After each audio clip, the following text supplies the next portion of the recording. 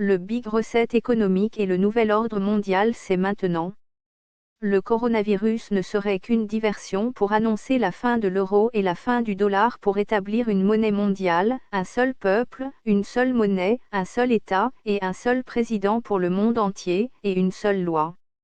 L'Italie pourrait demander l'annulation de tous les crédits bancaires des particuliers, puis déclarer une loi martiale qui interdirait aux Italiens d'aller travailler. Ils resteront chez eux mais recevront un salaire du gouvernement qui avec cet argent Monopoly va donc tuer l'euro. L'euro n'aura bientôt plus aucune valeur. Déjà le gouvernement italien a arrêté la TVA et les taxes et les impôts, ce qui veut dire que cet argent bientôt n'aura plus aucune valeur. Ce sera comme le rouble en Russie.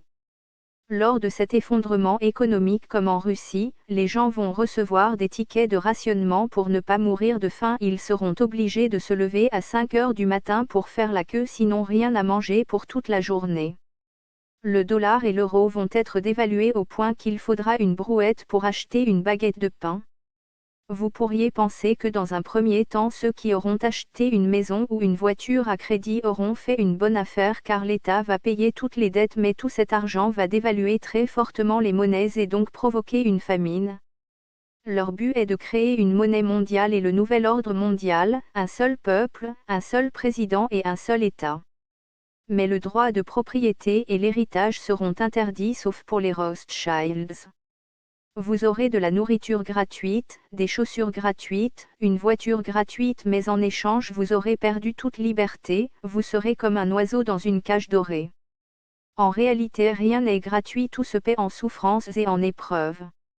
L'Italie est en quarantaine, l'État de New York est en quarantaine, cela pourrait donc cacher le Big Reset économique annoncé par Christine Lagarde, présidente du FMI appartenant aux Rothschilds. Des gardes ont été déployés, l'armée et la police ont été déployés, la loi martiale a été instaurée. C'est-à-dire si un citoyen n'obéit pas aux ordres d'un représentant de l'État, il pourra être déporté dans un camp ou abattu sur place.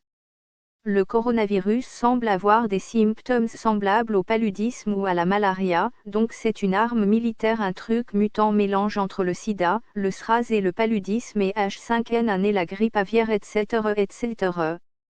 Bref, il faut de la vitamine C, des oranges, du citron ou de la nivalquine pour éviter d'avoir la tête qui tourne.